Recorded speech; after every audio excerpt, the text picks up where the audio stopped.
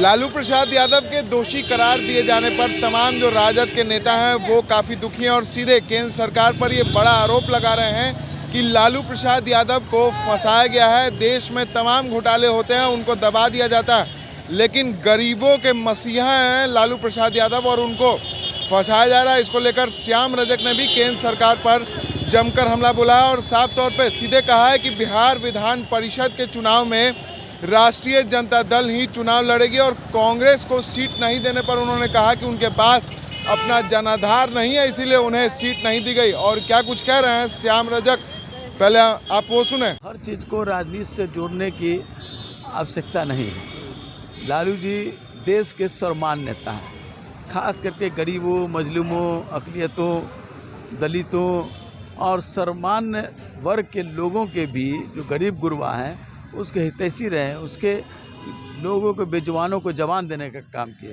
तो निश्चित तौर पर नेचुरल है कि ऐसे लोगों को दर्द होगा।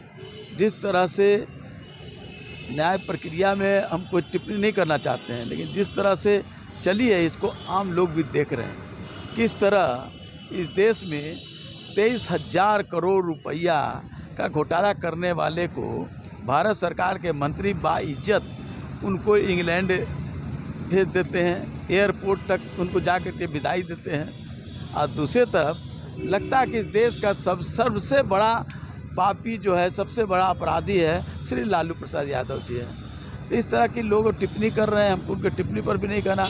जिसके मन में जो संस्कार है वही संस्कार अपनी बात लोग कहेंगे, तो संस्कार की जुबान पर आ जाती है। जीतन बाबू की जो बात आप कर रहे हैं, तो जीतन बाबू भी गरीबों के नेता हैं, तो दर्द तो उनको होगा ही, लेकिन हमको उसमें राजनीति नहीं, ये तो एक मानवता है, एक संवेदना है, और संवेदना के तहत वो बात कहें वो धन्यवाद के पात्र हैं। भैया 90%, 95% तो जो हमारे लोग हैं, जो हमारे लोग हैं वो लोग जीते हैं, तो उनके पास तो वोटर ही नहीं है।